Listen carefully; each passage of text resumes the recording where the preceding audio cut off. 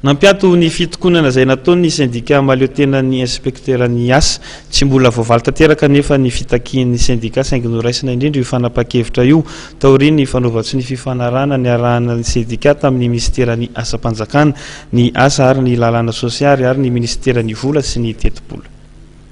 Nampiato ny fitokonana ny syndicat mahaleo tena ny inspektera ny asa raha fanazavana tsy mbola voavaly tanteraka ny fitakian'ny syndicat saingy noraisina indrindra io fanapa-kevitra io taoriany fanaovatsy ny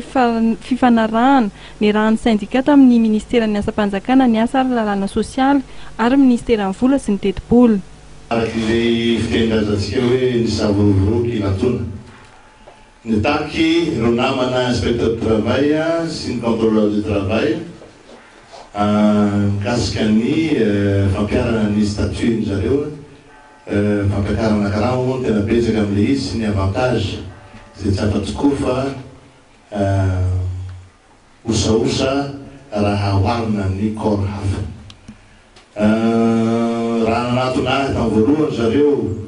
dia amary aman-dreny dia tsy androso-botanana tonga dia nitonga azy ireo avy hatrany tany amin'ny premier ministre lehibe ny gouvernement tany mahazo arivo ary rehefa tany ny premier ministre koa dia tsy androso-botana fa milaza hoe anatin'ny fotoana mbola hiarena ny firenena izao amin'ny resaka toe-karena ka za tsy milaza hoe tsy azo tanterahana zava-takianareo fa ny fotoana kosa angamba miandry any rindrina any. Ny fitakinay moa zany efa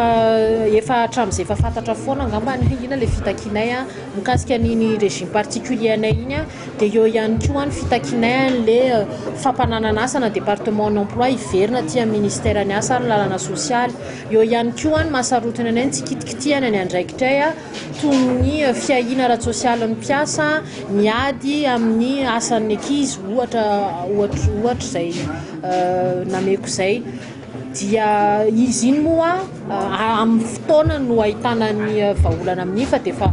nanaiky moa ny tompona ndraiky mpanjakana hoe hodiniana mikasika an'ireny fitakinay ireny zay na tonga nanteny hoe rehefa any aoriny dia efa misy zany formation gouvernementale manaraka sy rehefa misy sy ny manomboka izao dia tsy ho kitikitiana intsony andraiky ny inspecteur du travail zay efa eo ampelantanany ary ilay département ny fampananana asa dia hiverina aty amin'ny ministère ny asa ary lalàna sosialy amin'ny formation gouvernementale manaraka.